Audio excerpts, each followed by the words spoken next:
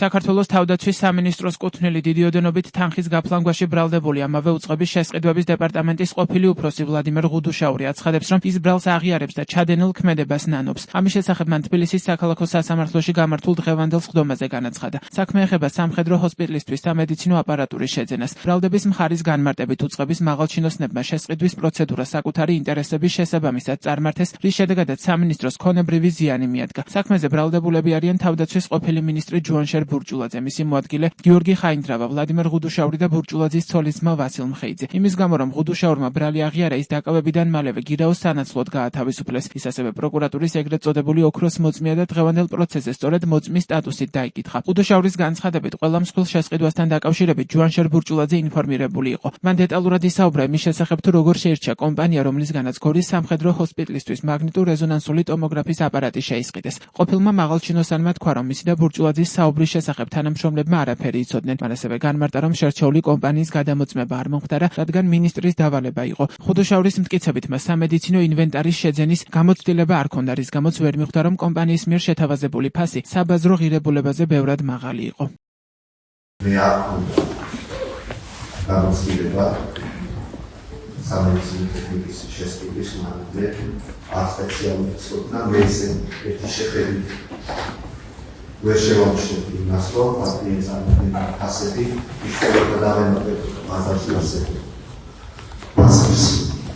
თუმცა ვინაიდან დავალება მქონდა მინისტრისგან მიღებული, ამის თავში გულისხმობდა ეს დავალება, რომ ზედმეტი და აღარ შეთანხმებული ამის შესაძლებელი იყო მოთხოვნის წერილი და დიახ, ვიცნობ მას როგორც მინისტრის ნათესავს, თუმცა მასთან რაიმე საქმიანი ურთიერთობა არ მეგობრული არ მახავშირებდა. Ani procenții pe care o fete, la șesecători, da, აღნიშნული შესახებ ვიაზრები გარემოებისო აღნიშნული ქმედებით მნიშვნელოვანი ზიანი მოაქვს ბიუჯეტს მუსიკალად აღნიშნულს. სხდომაზე საქართველოს თავდაცვის სამინისტროს შესყიდვების დეპარტამენტის ყოფილ უფროსთან კითხვები ჰქონდა თავად ჯუანშერ ბურჭულაძესაც. თუ მე რამე დავავალებო, პრობლემა არ არის, ყოველთვის მეცდიკო. მითხარ მე გადავამოწმება და მითხარ რომ არაფერი არ დაუვალებიაო, იმხელა დამოუკიდებლობის ხარისხი, რაც ჰქონდა ბატონ ჯუანშერის დროს, მე არასდროს არ მქონია იმისა, რომ მუშაობდი სხვადასხვა უწყების შესყიდვებში და მას მერე რაც მეჩაურე. ამას ადასტურებს თუ არა? ვერ მეკითხა. მე ისევ თქვენს რომ თუ მე რამე დავუმე ვერ მიხსენებ, ხო? ჩემს მასა და ჩემს შორის მსგავსი საუბარია. ანუ არა მოცემის შესყიდვებთან დაკავშირებით ვიტყოდ რაც შეეხება დიდ შესყიდვებს წინასწარ შეთანხმებული იყო და გადაწყვეტილი იყო მინისტრის მიერ. რაც იყო მსხვილი შესყიდვები? ყველაფერი წინასწარ იყო გადაწყვეტილი იყო. შეთანხმებული და გადაწყვეტილი. მას შემდეგ რაც გავეცანი საქმის მასალებს. არა, ბოდიში კონკრეტულად საქმის მასალებს ხდება შეფასება? არა, შეფასება რამდენადაც მახსოვს საათობრივად უცხო იყო გამოცდილების მასალები იყო დანარჩენი ფაქტები მოცემული, რაზეც აღნობისას გავიაზრე, რომ რეალურად დიდი ფასნაბარი მოხდა აღნიშნული სახლის შესახებ. ვინმე გითხრათ მე რომ ესე დაწერო, რომ ზიანი მიადგა საქართველოს თუ თქვენ და თქვენ.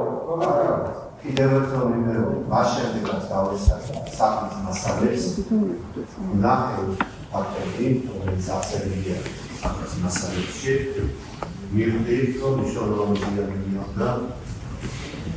თუმცა ვერასაუბრობთ. ეხლა იაზრებთ ამას, რომ ის შესაძლოა არ ყოფილიყო ზიანი, რადგან მეორე კომპანია მომსახურება გაწია იმ ფასნამეთში.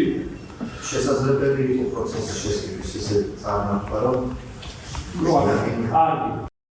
სასამართლო პროცესის დასრულების შემდეგ ვლადიმერ ღუდუშაურის ადვოკატმა დიმიტრი მჭედლიშვილმა ჟურნალისტებს უთხრა, რომ შესყიდვების დეპარტამენტის ყოფილ უფროსს საპროცესო შეთანხმება სურს. მისი თქმით, დღევანდელი აღიარებითი ჩვენების შემდეგ დაცვის მხარემ შესაძლოა პროკურატურას საპროცესო შეთანხმების გაფორმების მოთხოვნით მიმართოს.